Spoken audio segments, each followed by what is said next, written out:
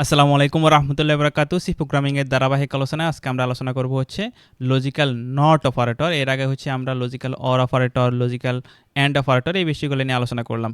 তো আজকে হচ্ছে আমরা লজিক্যাল নট অপারেটর নিয়ে আলোচনা করব। তো লজিক্যাল নট অপারেটর কীভাবে ইউজ করে সেই বিষয়টা আমরা দেখব।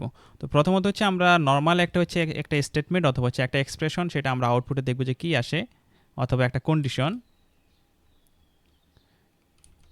তো আমরা এখানে যেটা বলতেছি এ ইকুয়াল টু বি, মানে হচ্ছে এ এর মান ভি এর সমান। আমরা এটাকে যদি একটু আলাদা করে দেই, অর্থাৎ স্পেস দিয়ে আমরা এটাকে একটু আরেকটু সাজিয়ে নিলাম। এখন এটাকে যদি আমরা রান করি তাহলে কি হবে, আউটপুটে 1 আসবে, কারণ এ এবং ভি দুইটাই কিন্তু কি সমান, এবং আমাদের এখানে অপারেটর অনুযায়ী এটা কি ইকুয়াল টু অপারেটর, মানে বলতেছে যে এ ইকুয়াল টু বি, এ এবং বি দুইটাই কি সমান। আমরা যদি এখানে দেখি তাহলে আমরা পাবো হচ্ছে কি 1 পাবো, আমাদের এটা কিন্তু রাইট আছে। তাহলে এখানে যে কাজটা করবে নট অপারেটরের কাজ হচ্ছে সে সবসময় না বোধক কাজ করা। যদি এখানে আমাদের কন্ডিশন অনুযায়ী ট্রু থাকে তাহলে সেটাকে ফলস করে দিবে, আবার কন্ডিশন অনুযায়ী সেটা যদি আমাদের ফলস থাকে সেটাকে সে ট্রু করে দিবে। এখন যদি আমরা এখানে নট অপারেটরটা ইউজ করি, মানে লজিক্যাল নট অপারেটর ইউজ করি, এবং আউটপুটে যদি আমরা চেক করি তাহলে আমরা এখানে 0 পাবে।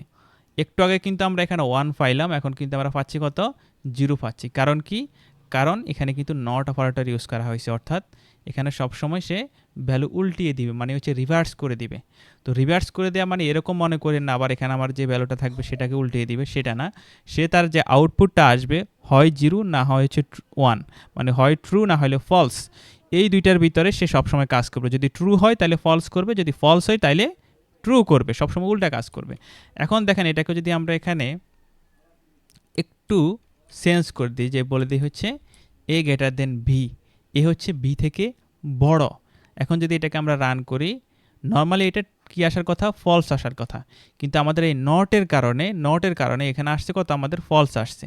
এখন নটের কারণে সেটা কি করে দিবে, ট্রু করে দিবে। আমরা যদি এটাকে রান করি তাহলে আমরা এখানে পাবো কি হচ্ছে ট্রু, মানে হচ্ছে 1 পাবো।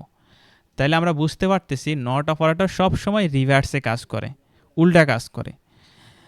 এবং পরবর্তীতে আমরা যদি এটাকে আরেকটু অপারেশনাল করতে চাই, যেমন আমরা যদি এটাকে এরকম করি,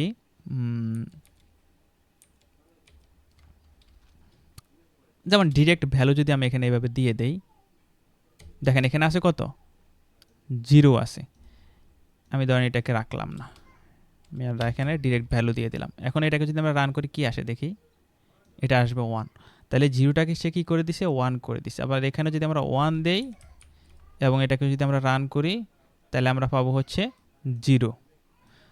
তাহলে কি ঘটনা ঘটতেছে, সব সময় সে রিভার্সে কাজ করে। 0 যদি হয় মানে ফলস যদি হয় তাহলে ট্রু করবে, আর যদি আমাদের ট্রু হয় তাহলে সেটাকে ফলস করবে। এই ছিল হচ্ছে লজিক্যাল অপারেটরের কাজ। আর এটার জন্য আমাদের কোনো বর্তনী দেখানোর প্রয়োজন নাই, অন্য কোনো কিছু দেখানোর প্রয়োজন নাই। শুধু আপনি যদি এতটুকুই মনে রাখেন যে আমাদের ট্রু হলে সে ফলস করবে, ফলস হলে সে হচ্ছে ট্রু করবে। এবং এটা দিয়ে আপনি বিভিন্ন স্টেটমেন্ট ইউজ করতে পারেন, বিভিন্ন কন্ডিশনে ইউজ করতে পারেন, এভাবে ইউজ করে হচ্ছে কাজ করতে পারেন। তো আজকে এই পর্যন্তই। ইনশাআল্লাহ নেক্সট হচ্ছে আমরা পরবর্তী আমাদের যে টপিকগুলো আছে সেগুলো নিয়ে আলোচনা করব। আসসালামু আলাইকুম রহমতুল্লাহ।